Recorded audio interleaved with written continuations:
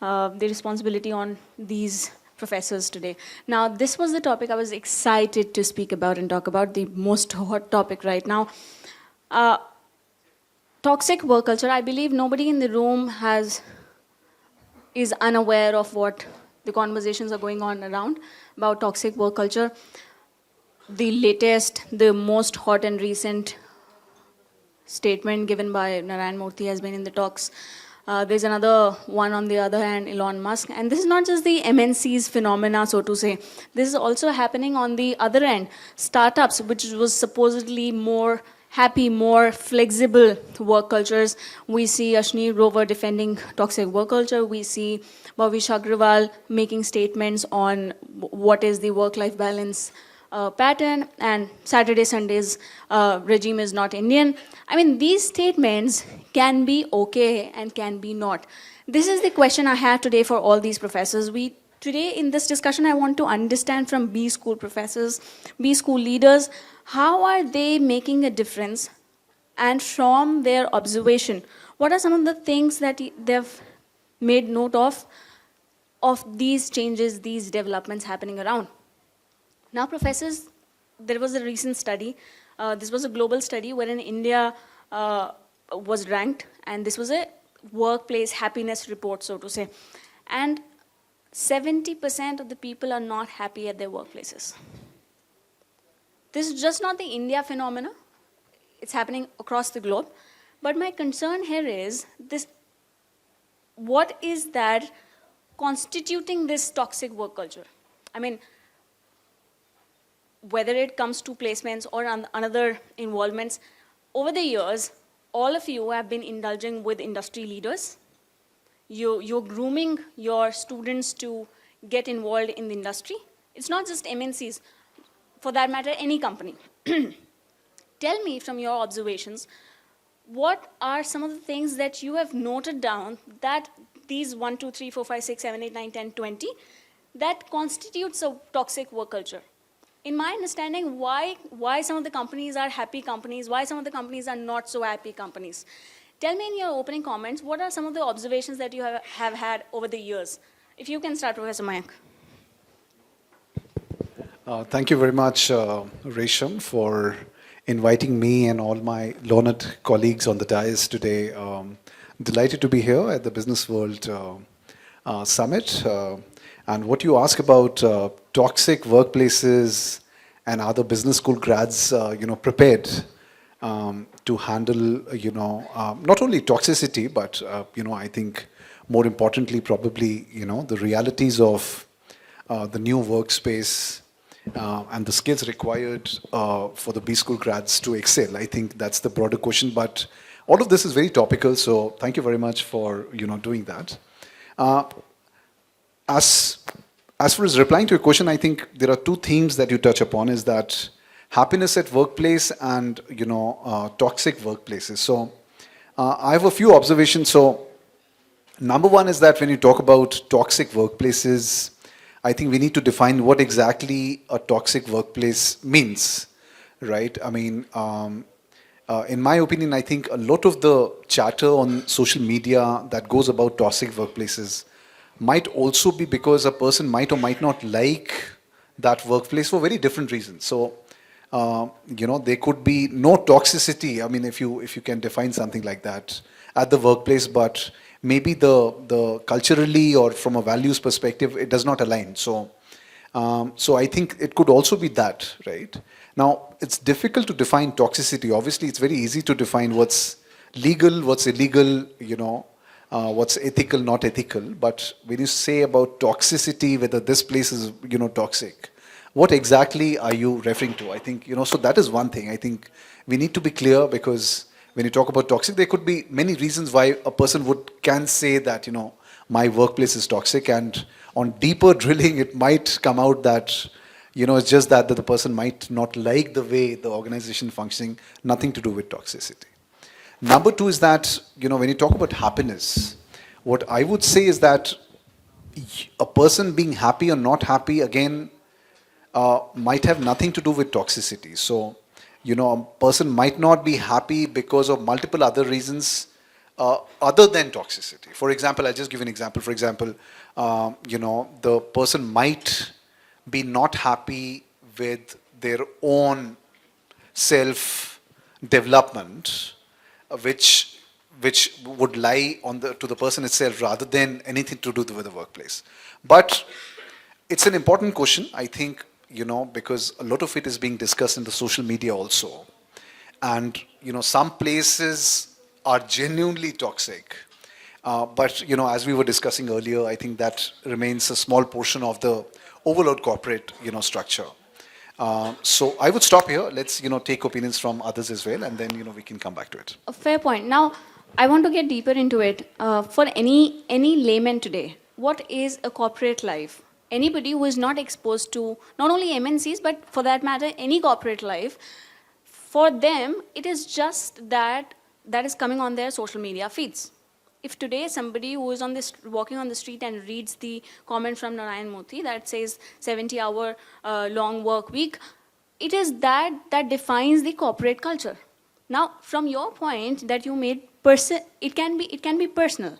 The happiness, the toxicity he or she defines at work, it can be personal. I'm coming to you, Professor Venkat. In your response, I want to know we saw some of these statements coming in from person. These are statements not made by companies. These are personal statements. These are personal observations. These are personal takes. Now I'm coming to you. Do you really think that these are flaky comments that's kind of building up a narrative? Or do you really see a change happening that can be good or not so good? Like you said, very seldom a company is going to come and say, I expect you to work 70 or 80 hours. That's not going to happen in general. It's also a generational thing. If you look at it, generation in the sense, I'm not talking about just Narayana Murthy type age, but even if you take Elon Musk or somebody in Amazon like MNC, those are the ones who talk about, and they are the ones who get the attention from the media when they say that. So for their belief is, I worked this hard, and we are in academics, and I went through a US system of academics where it's the same during the tenure. Most of the faculty will work 80, 90 hours, but that comes from within. It's not like somebody says, you should do it. I want to succeed. It came in. So during I spent a significant portion at the Kelley School of Business at Indiana University and now at Flame. So most of the corporate CEOs who come and talk will say, this is how I moved up in my life. But what they forget most of the time is it is their passion. It's not that somebody forced them to say, gee whiz, you have to work 80 hours to succeed in this world, because it came from within, from outside. So that kind of gets amplified as though everybody should do it. I'm pretty sure for that many famous people, I don't want to name names, there are also other people who worked hard, didn't make it that big, or who did good work-life balance, whatever that exact term means, and also had a very happy life, in the sense they may not be 40 billion wealth or whatever the wealth factor is. So in a sense, like, people have to define itself. But typically speaking, going back to your question on the toxic culture is, some of the CEOs can set a very toxic culture. And the way they do it is not by making these proclamations, but then telling people, the Peter Drucker used to say, culture eats strategy for breakfast is what his famous term was. So how do you develop the culture is very critical, because a CEO may say to the next level people, I just want people to work all the time, and what are they doing? I'm paying them. I have heard, they'll be very nice talking to me and our students, and as soon as a phone call comes, their complete personality will change, and then they'll be screaming at somebody. Then I'll think, this person is going to set a toxic culture. And the other place toxic culture comes is from within peers. Because there are companies, again, not naming names, they will say, like, you have a team of 10. One person in the team of 10 should be the worst one, and we may want to lay them off. This is like each of you evaluating. And that's like a great recipe for toxic culture, because you go home and worry about what the other person is doing, and that's what they want to do. So in a sense, the proclamation in the social media is one thing, but then the way they institute it is different. But to a lot of people, I worked in two corporates and two or three universities, and you'll realize that you can sense it as you walk through and as you experience it. So the way, very seldom they make it very public. The public people get the publicity, but the people who institute this kind of culture do not get the publicity they deserve or they don't deserve. And the other side of the coin you asked is, most, like we all talked about it, most of them want to run a good company. What I can see is a marriage of your personal take, how anybody, A, B, C, D person decodes the culture, and the other part of it is how the top boss is making the culture. Now, according to you, what is the ratio of both of these? Is it 100, is it 50-50, or is it 80-20? How do you see it? Who creates the toxicity or who solves it? Both. The accountability lies on both. I think mostly a lot of toxicity get created at the top because they set the tone. But some comes from direct. I mean, 80% of them, I will say, comes from the top.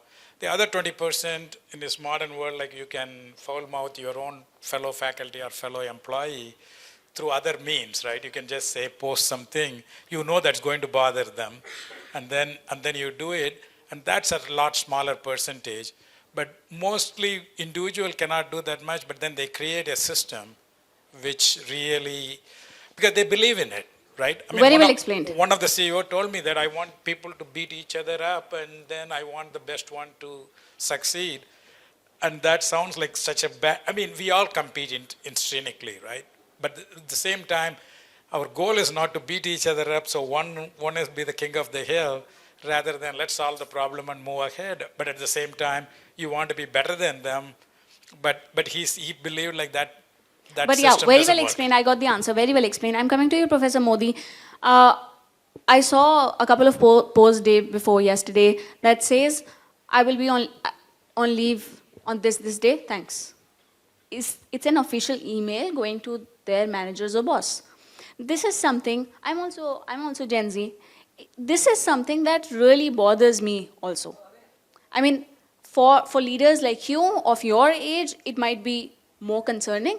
I want to know, Professor Modi, do you also see these change happening in how students behaving today, and how do you deal with this? How do you see the change happening over the years? What are some of the observations that you are having? Okay, very important question, but kind of take the counter view. When was it when the society was happy with the level of communication in the younger generation? I know for sure my professors had problem with my generation, and their professors also probably had the problem with the. So there is larger communication deficit, or at least the etiquette part of it, deficit, exists at any point in time. And if younger generation, particularly Gen Z, if they lack it, I think we should be a little more generous and then probably change our ways or expectations of what a good communication is from them, in order to also accommodate, because like it or not, in a decade's time, they are going to be the normal generation which is going to drive the larger economy, and they would be setting the expectation, and they would have similar frustrations with the generation to come. Now, we understand Gen Z way of communicating, which is curt, which is direct, to the point, and for them it is okay. And if you really try and scratch the surface, probably you will find that they don't mean ill, or they don't mean any disrespect when they write a single liner email, right? Probably something which communicates to the full extent. But how easy is this for a 60-year-old professor reading? Yes. Or for that matter, 60-year-old boss reading it. Absolutely. And that's where the entire conflict or the misunderstanding lies. And it's a misunderstanding that is best avoided and probably doesn't exist. So they obviously, I'm sure my colleagues also share the experiences of professor, and me also not an exception, being uncomfortable with their communication, style of communication. And hence I'm suggesting that what is a good communication is basically told to us. There is no one type or ideal type of what can be considered as a good communication, as long as it is respectful and communicates the message. That is ultimately the purpose of the communication. The fillers and the other embellishments and whistles, other things are expected, are often misunderstood. As a result, I think we talk a lot about kind of teaching student how to communicate. We also need to kind of provide the sensitivities and sensibilities of this younger generation to the teachers in the universities, and tell them that what you expect as the right way of communication is basically precluding you from connecting with the student adequately and really becoming an effective teacher. As much as we as professor hate their way of communication, there is also the other side of the story, depending on the perspective from which you are looking at it. I'm not confining it to the communication only, so to say, but the majority of the responsibility also lies on you as a teacher who is grooming a student, who's teaching a student who might end up going to an MNC tomorrow, or any startup for that matter. So this is also another part of it. I mean, what role B school is playing in grooming the leaders of tomorrow, let's say. I'll come to that part later, but I'm coming to you, Professor Venkat, and there is a reason why I come to you at the last. Raman, my apologies. Yeah, that's me. And that's me at my worst with the names, my apologies. And you still have a number of years to go before you lose some cells in you. Hopefully I'll do better next time. Now my question, there's a reason I come to you. We're seeing these changes happening. Some of the leaders are accepting it with grace. Some of them are being very offended. How are you reading these developments?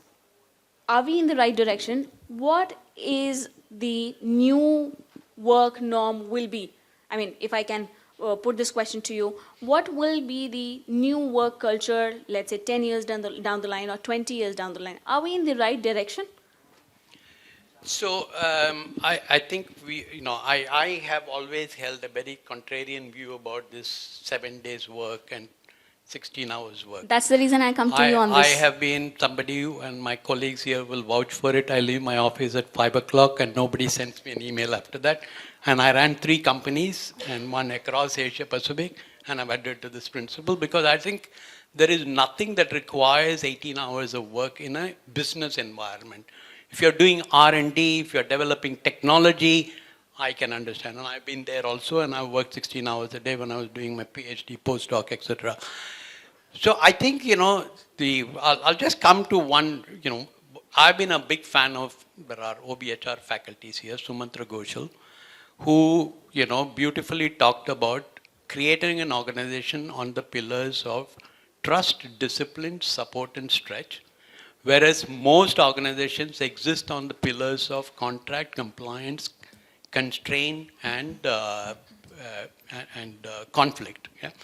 So I think it's the emphasis has to be building leaders who create a work culture where people are really wanting to come. And how do you do this? You do this with this kind of trust and discipline, etc. But you also do this by clearly articulating what is the purpose, why this organization exists, and why do you come to work every day, right? When you do this, I think you will, create an organization where people are efficient and they come in, they work, they are productive, and the organization also survives. And there are a number of case studies and cases of companies which have really adopted this philosophy and have consistently over the years performed very well. So the answer to your question as to how do I view this and how is the work culture, so I think this fundamental principle of a work organization being built on these pillars will always be, in my opinion, true, right? Now what will change, and I think there is a lot of research that is being conducted and has been done around this, is that organizations are increasingly going to be based on skills and not based on job descriptions.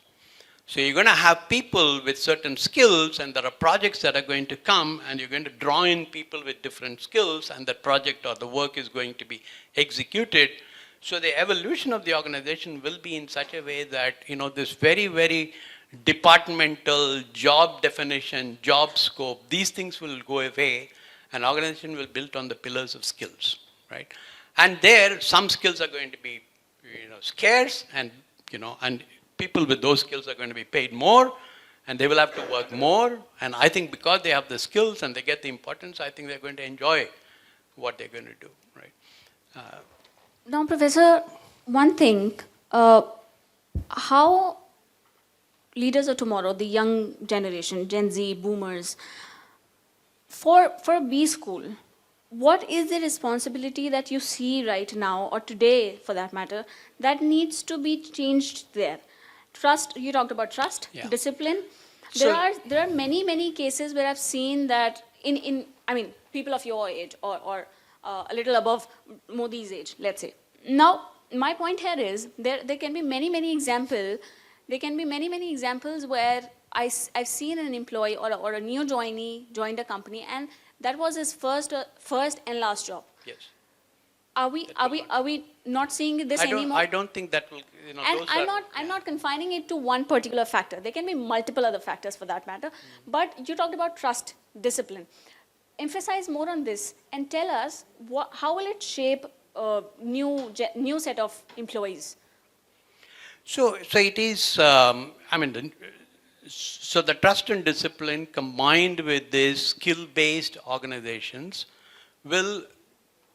it will probably, you can imagine a scenario in an organization where somebody works only for 4 days in a day, right? He goes home because, he's got a specific skill, he's called, he does his job, after 4 hours he goes off, but he gets the same, right? Somebody only has to work 3 days because that's the skill and that's all that work is required. So you're going to have very, very fluid organizations in future, which is going to really draw in people. And that's why gig workers are going to become more.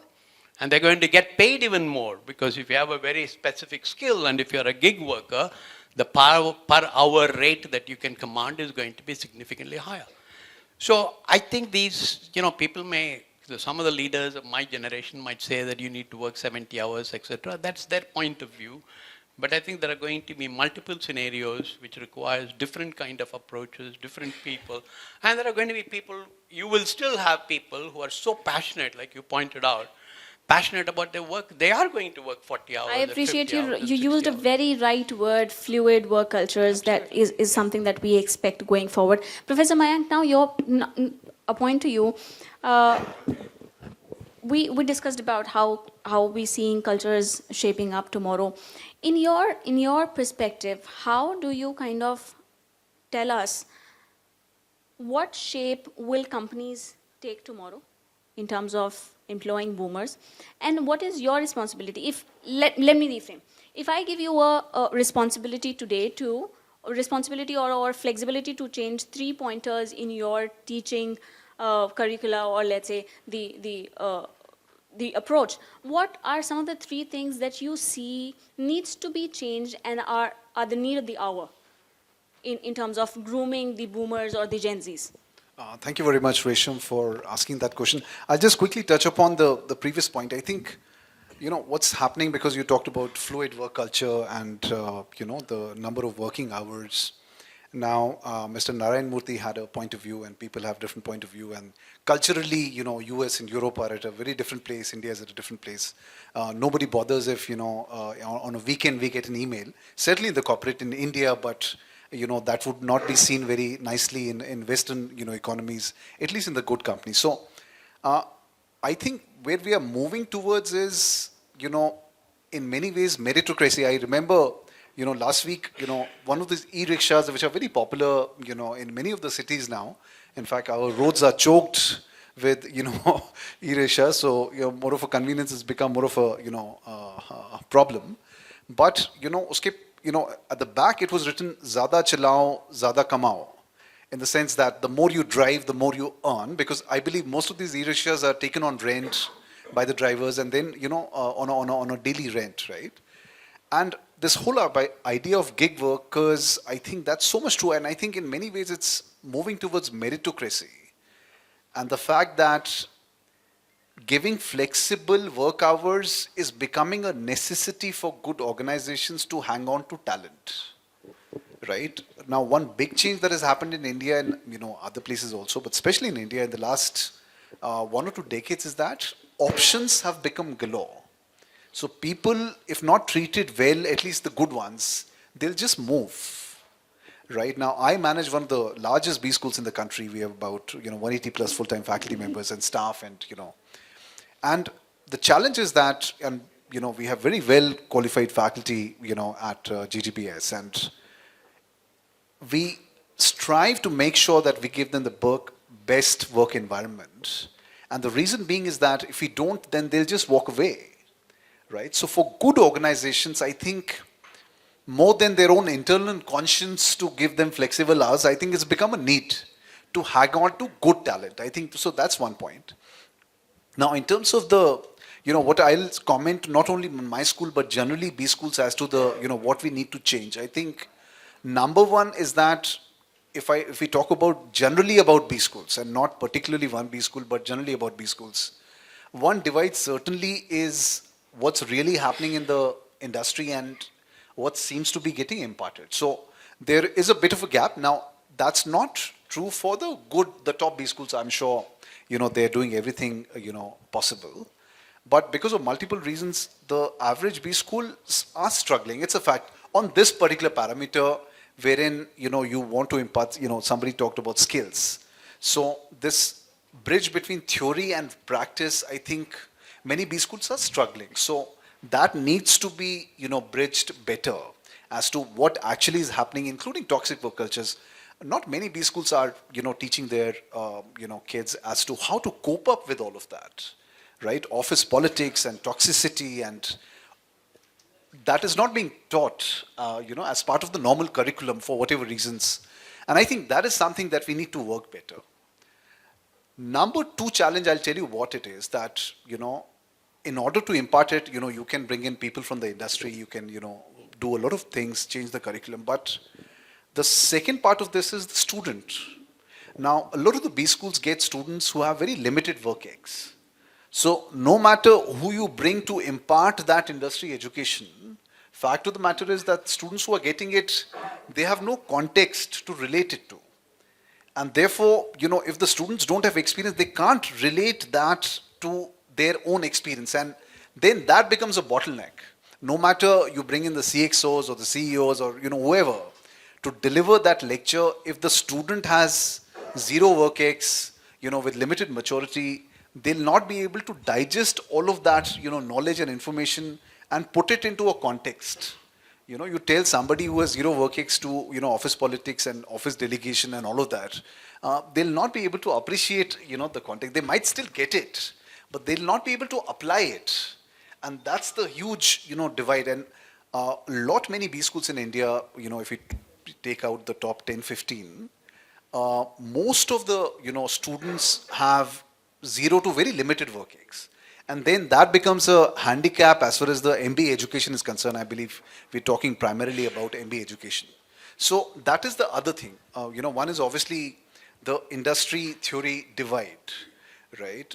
The second is, the kind of students who are getting it. And thirdly, to be very honest, I think, given the fact where Indian education is and management education is no exception, a lot of the institutions have very limited resources. So they just don't have the wherewithal to actually get the required ecosystem for the students to get the right industry connect. So that becomes a challenge. That's a massive challenge. Even, the IIMs are struggling now. The governments, don't support it, the IIMs to the extent they used to. And even IIMs are struggling for that matter, at least the newer ones, not the older ones. But the new ones, certainly, they are struggling. So, and private institutions, of course, because they're completely dependent on the tuition money, so that becomes a real handicap. So, I hope that... You certainly touched upon pertinent points. I'm coming to you, Professor Modi.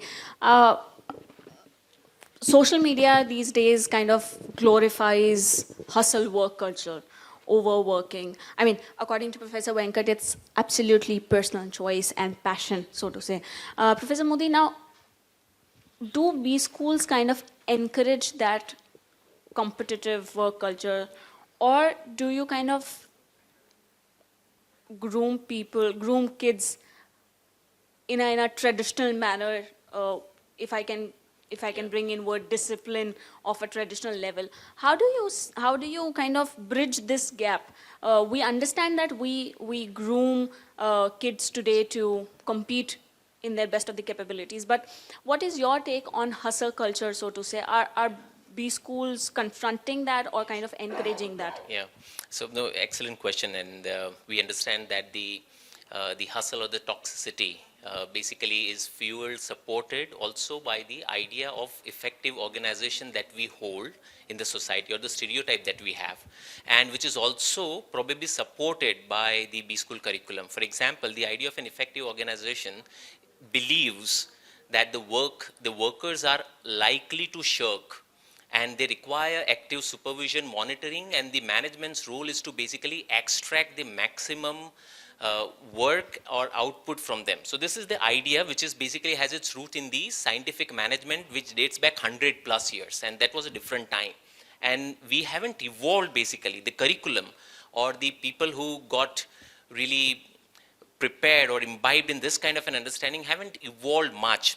There is a parallel school, humanistic school of management, which believes in the inherent virtue of work, of human intelligence and the creativity, and wants to put greater faith on the autonomy of the individual or the creativity of the individual. Now, if you look at the stereotype which is being propagated or discussed in most of the management school, belongs to that scientific discipline, where even students are hugely disciplined in the MBA college. If there is an event, all of them are supposed to appear in the business formals, and there are penalty for being contrarian or probably not willing to adhere to otherwise a frivolous rule. So we are basically in a way part of the problem, and what we need to do as a business school, reflect on ourselves, that what is it that we are promoting? Are we promoting a certain way, a certain stereotype that is harmful to the society, or we also provide the space for creativity and innovation to the kids and teach management principles and not the management mannerism? And for that, I think we need to have curriculum which requires a bit of a reset. And how do we do that? For example, every management curriculum is highly focused, tilted towards the technical skills. We really need to bring in the soft skill, which focuses on the communication, respect, resilience, creativity, stress management, and how do you deal with it. For example, we need to really ensure that students or the young managers are able to recognize toxicity, are able to then probably reset the toxicity, reshape the toxicity. And how do you really prepare them? Probably lot of substantive discussion, using again simulation and experiential pedagogies on the substantive aspects, which is related to strategy, finance, and this is all good. Probably there is also more to it, when specifically, as Mayank said, that most of the MBA grads in India, they don't have a context of the prior work experience. They probably do not understand the political aspects of every management decision making. And we need to really make them aware, alert of this other aspects which underlie the otherwise substantive decision-making issues. Probably there is a need to have experiential component, or maybe simulations or the cases which talks about the issues which have non-substantive aspects of their work life within an organizations, how office politics takes place, how to really call out or confront the toxic managers, and how to really ensure that the workplace ultimately delivers the larger well-being for the employees as well as the customer.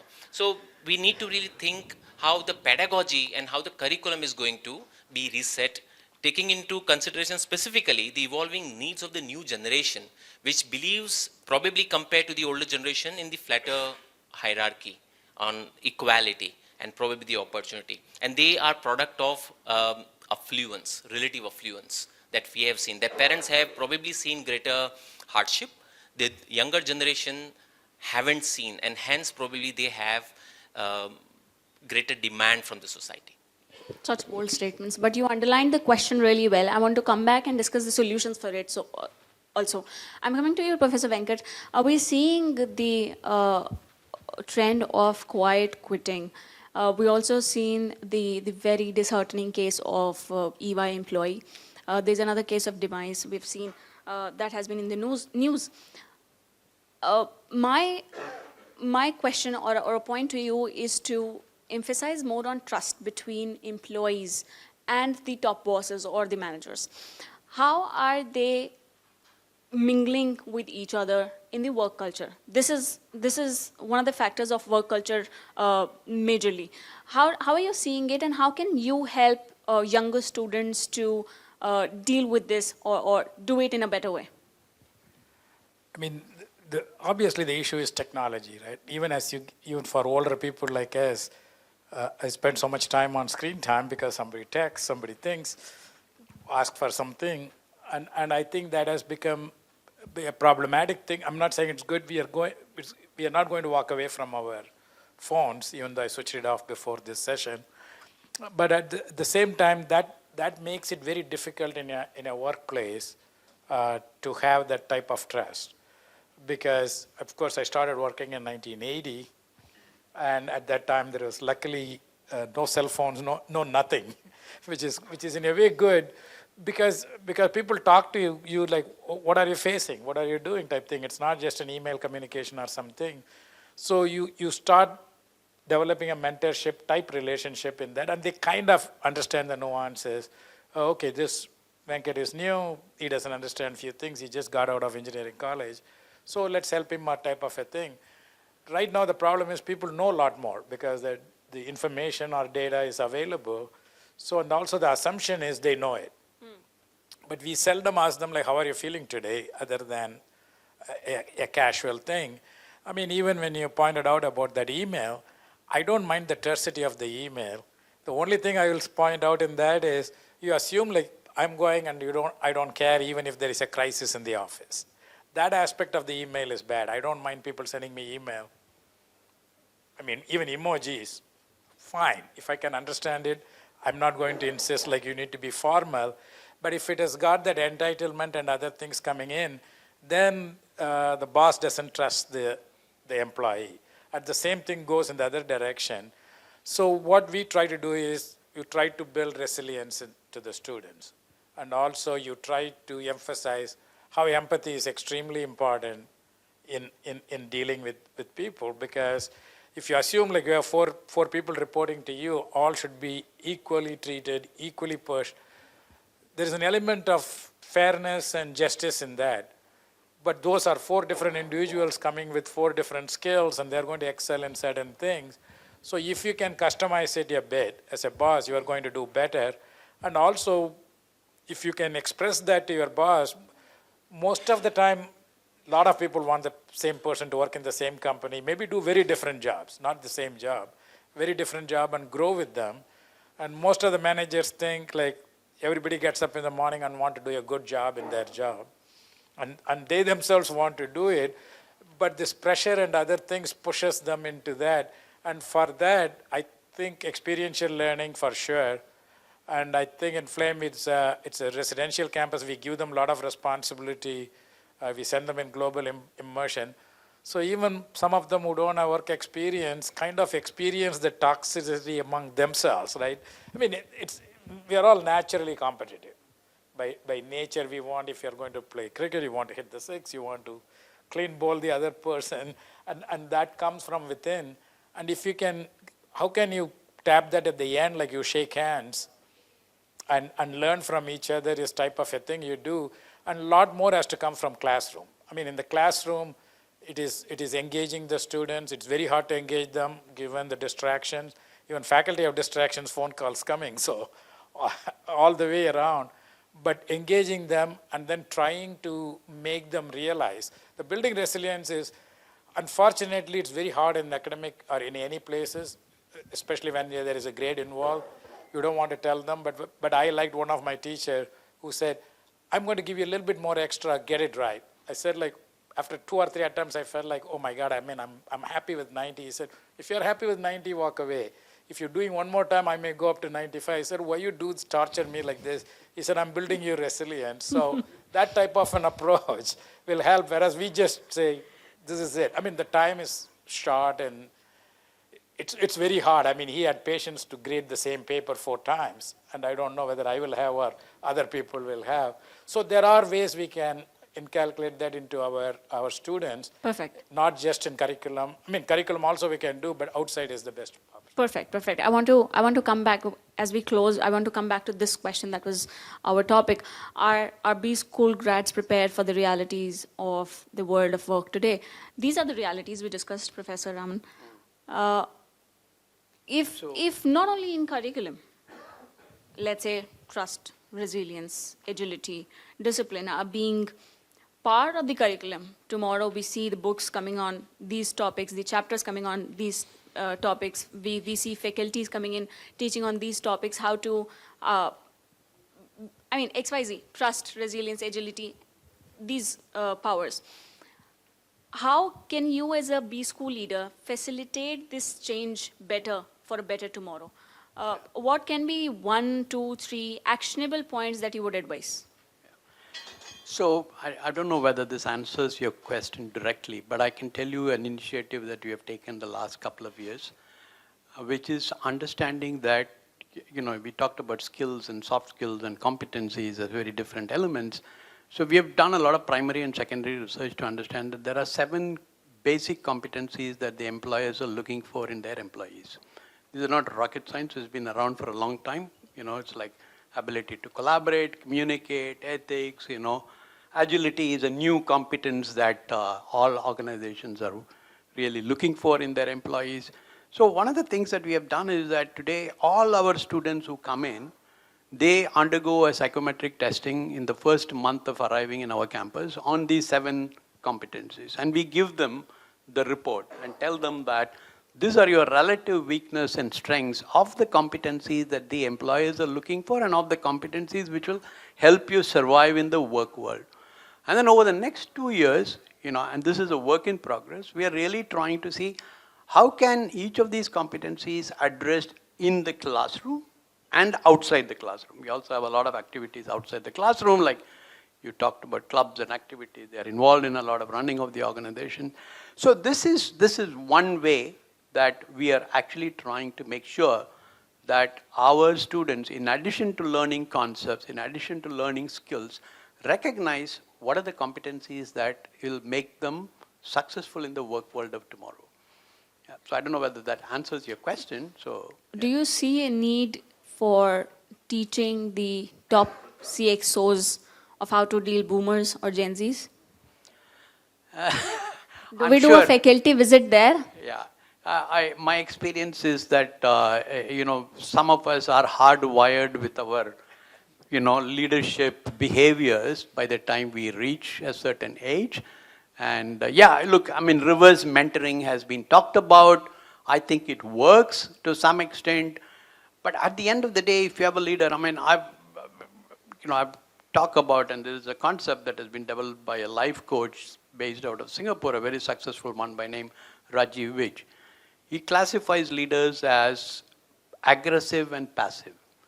The aggressive leaders are the ones who believe that the world belongs to them. You work with an aggressive leader, you will have a toxic culture because he believes that he is entitled to everything that happens around him. He believes that these people have to work, 7 days, 24 hours. And on the other hand, you have a passive leader, equally difficult leader to have or a boss to have because that person doesn't stand up for anything because he is so kind of, weak backbone that he succumbs to everything. So neither of those are good. We need to develop leaders and we need to talk to CXOs and saying that what you need is assertive leaders. Definitely, Yeah? definitely. And that is a conversation we can certainly have with CXOs and CEOs to say that neither of this is good. You need to be assertive when it calls for. You need to draw the line. Last point that I want to make, and a number of points have been talked about how organizations are evolving. And I think one of the key is that, to avoid all this toxic culture, whether you work 8 hours, 9 hours, is organizations have to become more and more outcome-based. You have to set expectations for each, and then you have to look at the outcome rather than activity. And I think culturally we are more oriented to activity.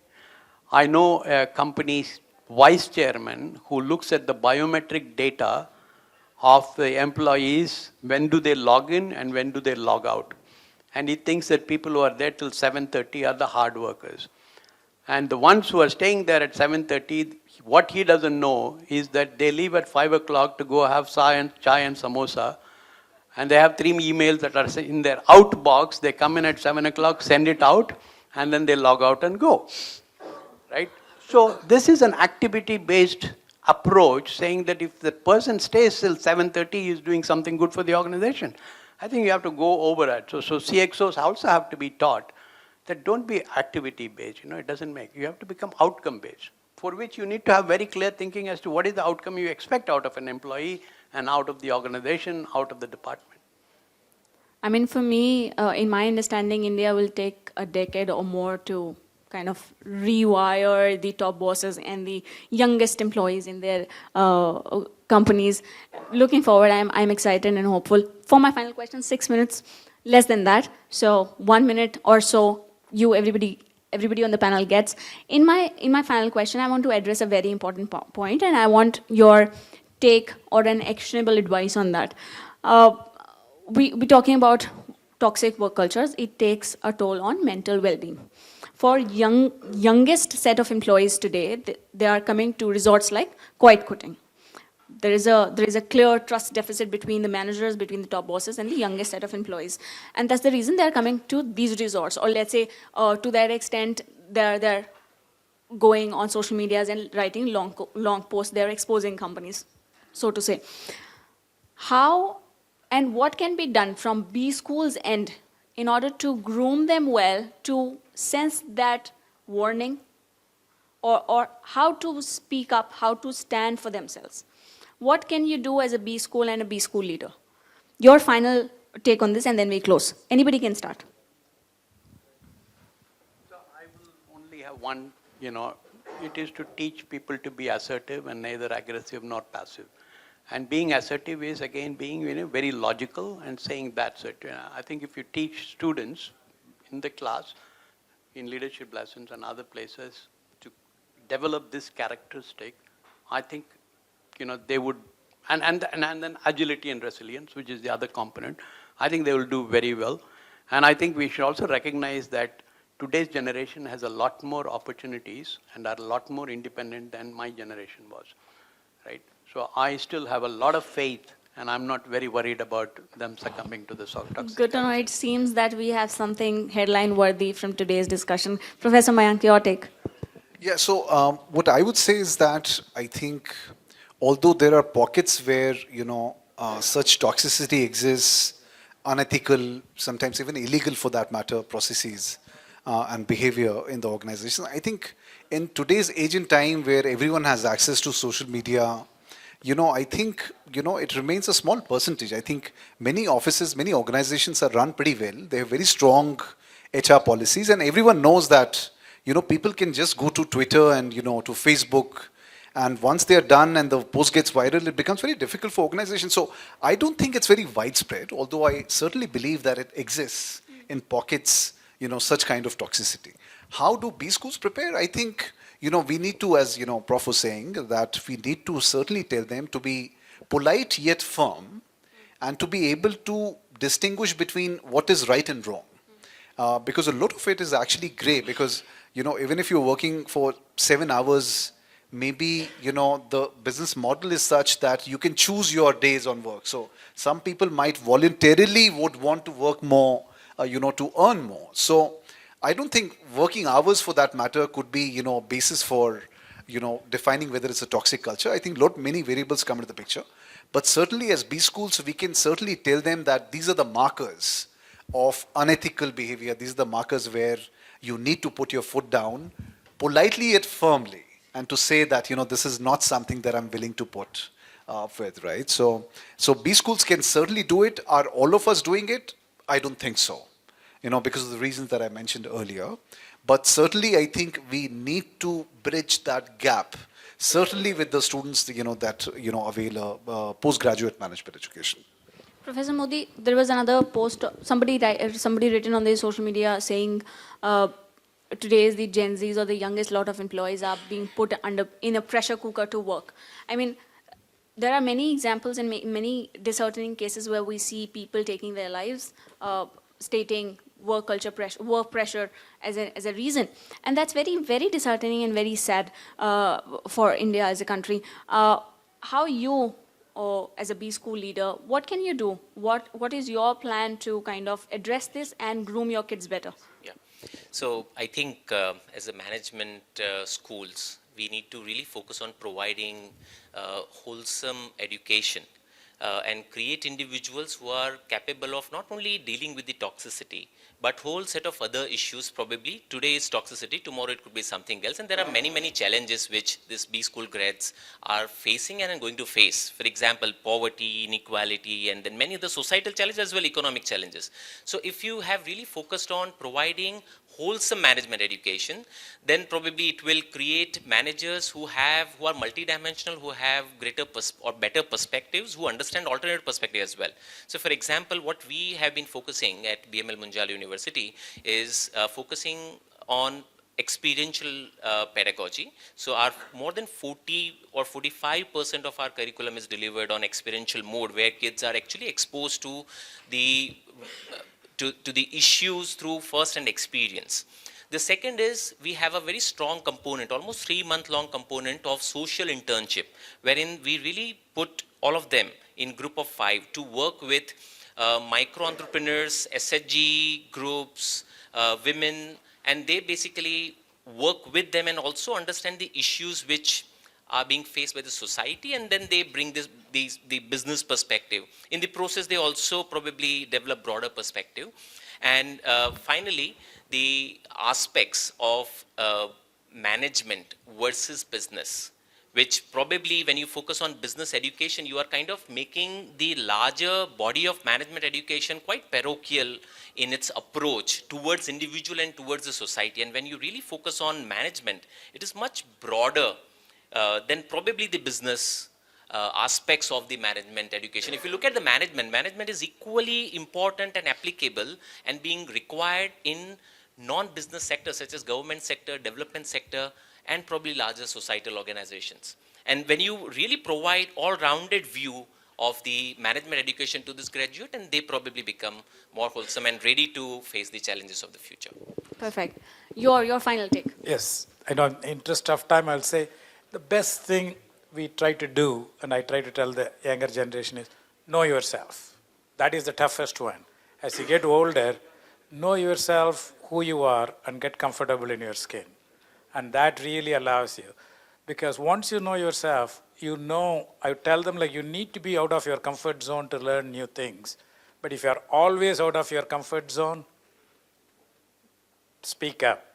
This is not something you can endure all your life. That's when the tragic things come in. So I think that's the biggest thing. And then we try to incorporate it in Flame by using, we make MBA students even take some philosophy, at least about 4 courses, which are from liberal arts, and also trying to come up with experiential global immersions as a group. You kind of know, I mean, whether you like it or not, if 5 of us are going out on a trip, one of you may emerge as the leader, and we have to accept that. And that type of level is good. And if that is not what you are, and if you cannot function under this as a leader, walk away. That is, like I said, with the age, it took me several years, but knowing who you are and getting comfortable in your skin allows you to grow a lot, and we can provide opportunity to learn that in college also. I mean, just my final take, I mean, we understand, I can personally expect some of the books come in on trust, agility, resilience, or discipline tomorrow in B school. But the challenge lies, what Professor Mayank said, there's a gap still between being taught and being able to apply that. There's a need of these conversations to happen a lot more, and we have a long way to cover. It's just the starting of the conversations, and it is the reality that's happening. We are expecting so many more changes in the work culture tomorrow, day after, in the 10, 12, 20 years. And you are some of the leaders who are grooming the next generation. So the onus lies on you. I wish you all the very best. Thank you so much for your time, for making time for this discussion. I enjoyed really well. You want to add? Yeah, I want to thank you for a Gen Z with all the old guys, the oldest guy sitting here like me. You did phenomenal, and You didn't make it toxic, and hope we didn't make it toxic. Not Thank you at so all. much. Not at all. Very generous of you. Thank you so much. Can we have a huge round of applause for these professors?